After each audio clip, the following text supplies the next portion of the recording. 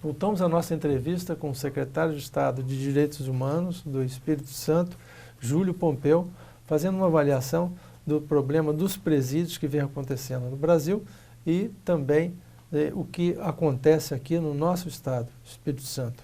Secretário, o senhor estava colocando uma questão importante quando eu te perguntei sobre o número de encarceramentos que o Brasil praticamente é campeão, né?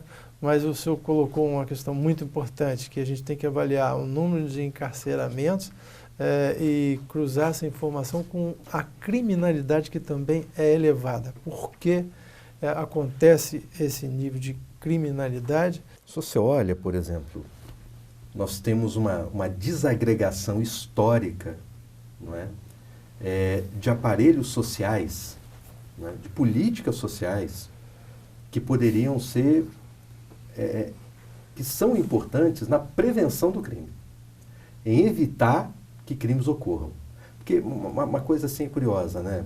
Investiu-se pouco em estudo e em políticas, em pensamento político mesmo, sabe? Sobre política de prevenção, aliado a uma política de segurança, porque pensava-se o seguinte: a causa da violência é a má distribuição de renda, é pobreza. Então, o nosso único problema, o nosso único foco tem que ser na economia, né? Porque se eu melhoro os indicadores econômicos, se eu melhoro a distribuição de renda, todos os outros problemas sociais magicamente desaparecem. Mas é uma visão muito simplista, né? Porque muito simplista e outra. Compara com outros países, como a Índia, por exemplo. Exatamente. Né? Nós comparamos com outros países com desigualdades tão grandes quanto a nossa, também com pobreza e o crime não é tão elevado. E outra, nós tivemos a nossa própria experiência. Nós hoje podemos nos dar o luxo de comparar não o Brasil com outro país, mas o Brasil com o Brasil. Nós tivemos durante um período da era, né, começa com Fernando Henrique na estabilidade e pega 2 governos do Lula, de crescimento econômico, de melhora da distribuição de renda, de um grande número que sai de classes baixas e ascende à classe média. Ou seja, nós tivemos mobilidade social, nós tivemos melhora na economia, né, melhora na distribuição de renda e, junto com essa melhora, aumento da criminalidade. O contrário, né? Isso deixou muita gente que fazia o discurso simplista de achar que é só distribuir mais dinheiro que resolve tudo, perdido. Não é por aí, né? Não é por aí, não é por aí. Sim. É importante uma política de enfrentamento? É importante uma política de enfrentamento.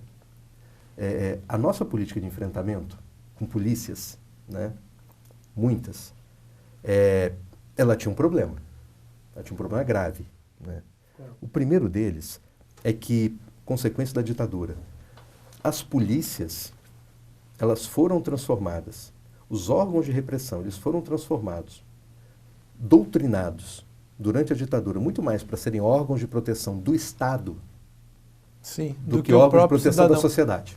Sim. Então, assim, nós temos nessa transição política, nesse período de saída da ditadura e reconstrução democrática do país, polícias doutrinariamente desalinhadas com a função básica, né, que é de proteger. Né? Então, assim, é uma sociedade que durante mais de 2 décadas, até mais, se for pegar o próprio período da ditadura, né, quer dizer, que está tratando a questão da criminalidade, que tratou durante muito tempo a questão da criminalidade, com as estruturas de repressão desorganizadas.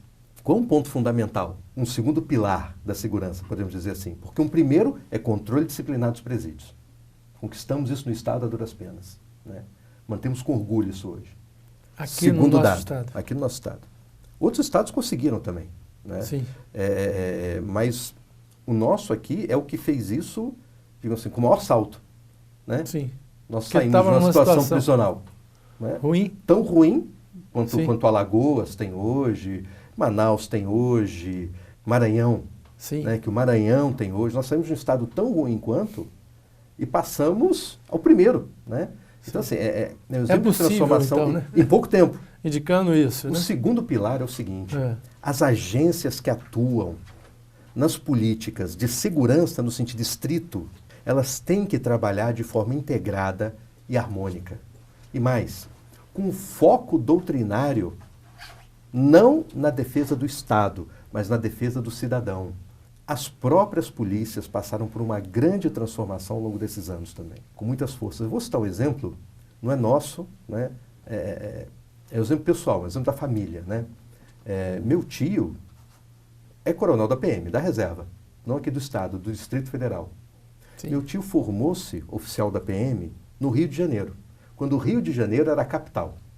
Em 1960, quando Brasília vira a capital, oficiais da Polícia Militar do Rio de Janeiro vão para Brasília para compor agora a Polícia Militar do Distrito Federal, do novo Distrito Federal. Então, meu tio é da primeira leva de oficiais da PM de Brasília, né? Sim. Com formação em polícia, numa academia de polícia.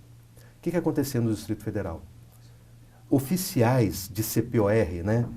Aquele curso de preparação de oficiais da reserva do Exército, que geralmente eram estudantes de nível universitário, 18 anos, ao invés de ir para o serviço militar obrigatório como soldado, vai para a formação de oficiais da reserva.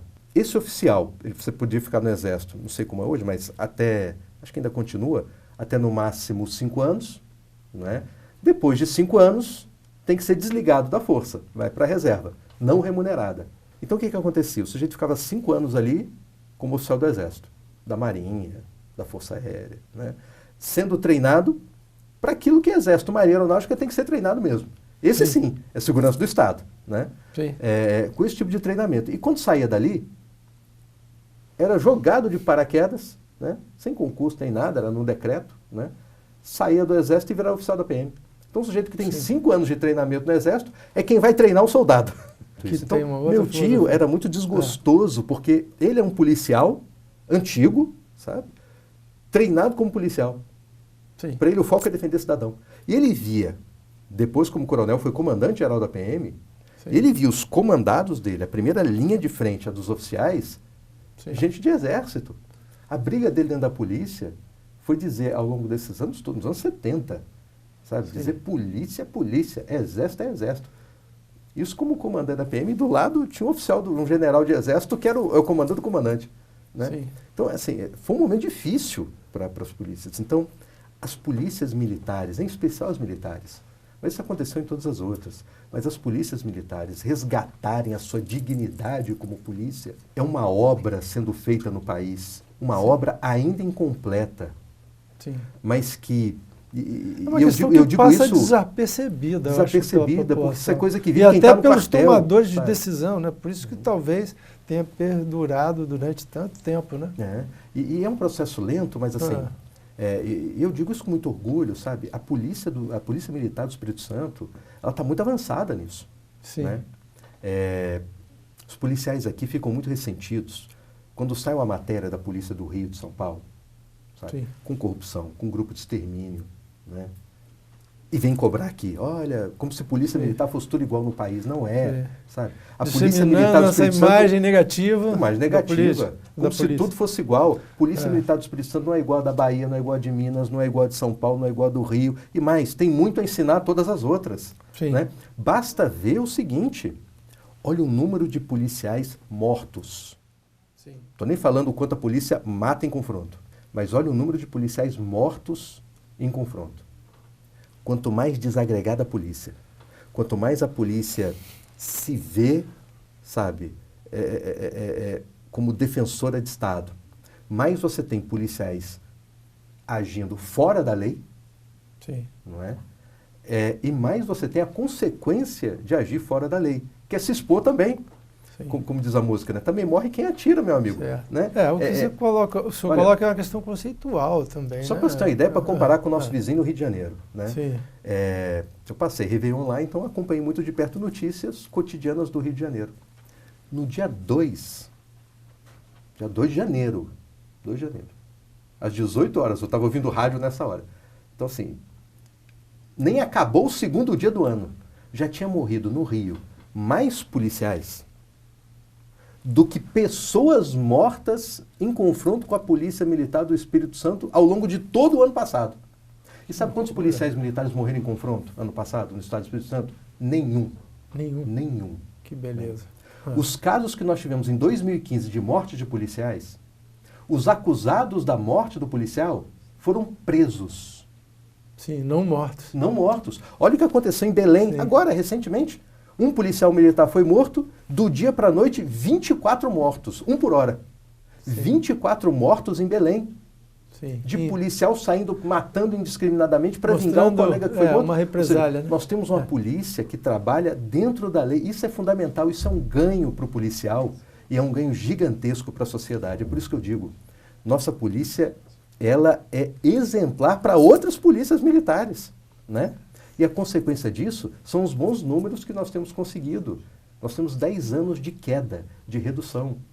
Isso é fruto de agências de segurança. Falei muito de polícia militar aqui, mas polícia civil tem um papel fundamental nisso. O exército no controle de armamentos, sabe? As polícias federais, a Polícia Federal e Rodoviária Federal integradas. Esse trabalho de integração é que tem conseguido essa queda no número que nós temos ao longo de 10 anos. Secretário, nós vamos a um rápido intervalo. Voltamos já com nossa entrevista, o último bloco.